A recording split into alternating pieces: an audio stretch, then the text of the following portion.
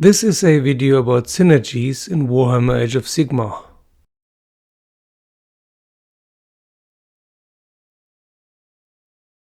Hello, this is 60 Goblins and 1 Brush with a video about Age of Sigmar army synergies. My friend Franz and I have had a few discussions recently about synergies within the individual available battle tomes and armies, as well as in combining different armies of the same Grand Alliance. Allies, so to speak, and also about the use of mercenaries. It is a subtle and complex topic that most of you will have noticed already in one way or another, especially if you play more than one army. The AOS rules are, in my view, the best Warhammer rules so far in 45 years of Warhammer now. But there are still some gaps that can be improved upon, and there always will be, because it is one of the most complex strategy games ever devised. It will probably never be perfect, but GW sure as hell tries. As it is now, Rules 2019, you cannot mix armies of different battle tomes well. You can use a certain amount of points to incorporate allies, but this will never be significant. And what is more and most important, they will never synergize with the bulk of your army. The allies will not gain the chief keywords of the main army. There will be no buffs. The allied army part will be a cut-off piece, a separate piece, just like mercenaries, unless there are any Grand Alliance keywords that play a useful role. Mercenaries are quite useless, since you will not have enough points to bring on a significant troop on the table. Maybe if you play with more than 2000 points. You can of course play a Grand Alliance army, but again, your army will be quite weak and you are not allowed to take any command traits, artifacts or spells from your battle tomes, which means it is not worth it basically. For example, you cannot really play a Greenskins army with orcs and goblins. That is Aurochs and Grots. You would have to play Grand Alliance Destruction. But Destruction has the worst allegiance ability of all four. In your hero phase you can pick one friendly unit for every hero within 6 inches. On a 6+, this unit can move or pile in or declare a charge, but cannot run or fight. So you can charge but you cannot fight. If the general picks a unit, this succeeds on a 4+, or if he has the Ravager command trait on a 3+. This leads mostly to some units moving forward and some not.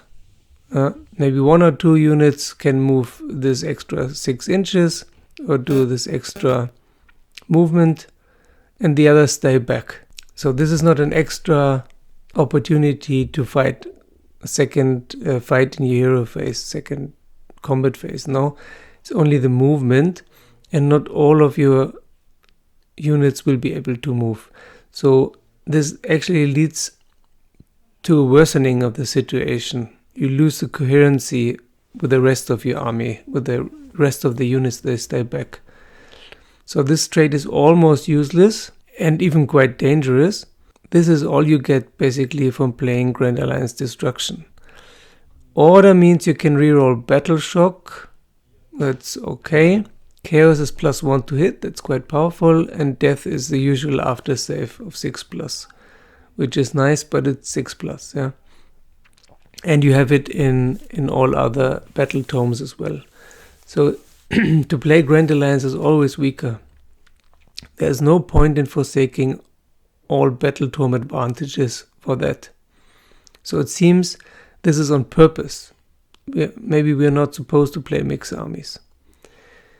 Then there are armies, for example, which have this problem within its own battle tome rules. Skaven, for example. There are 2 cases where the problem has been tried to be remedied. Firstly, Legions of Nagash. If you play Arkan the Black or Nagash himself, you can pretty much play any death army, especially Bone Reapers and to some degrees Nighthaunt. Flesh Eaters not so much.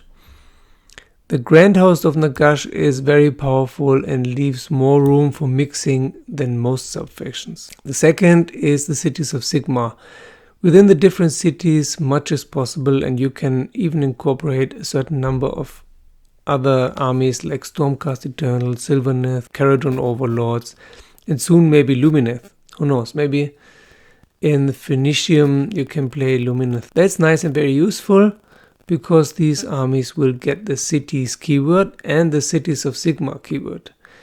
So we see here how it could easily be done. This could be the solution. It is a little bit different with the Dark Elves, because they are subdivided into different sub-factions like Darkling Covens, Order Serpentis, Scourge Privateers, Shadow Blades.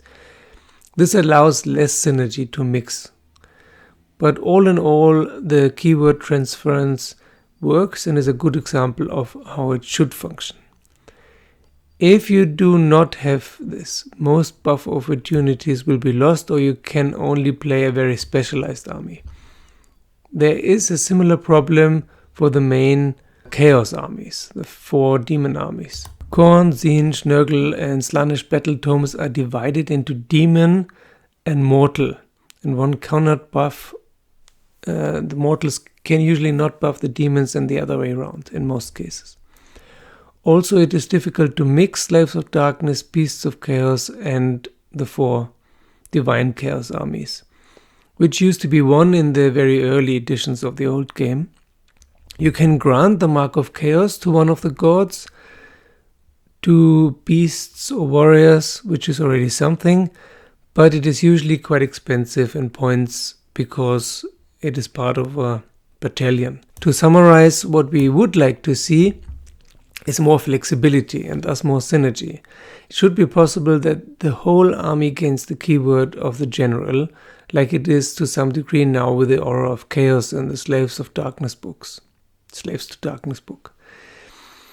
More synergy would also fit better fluff-wise, we think.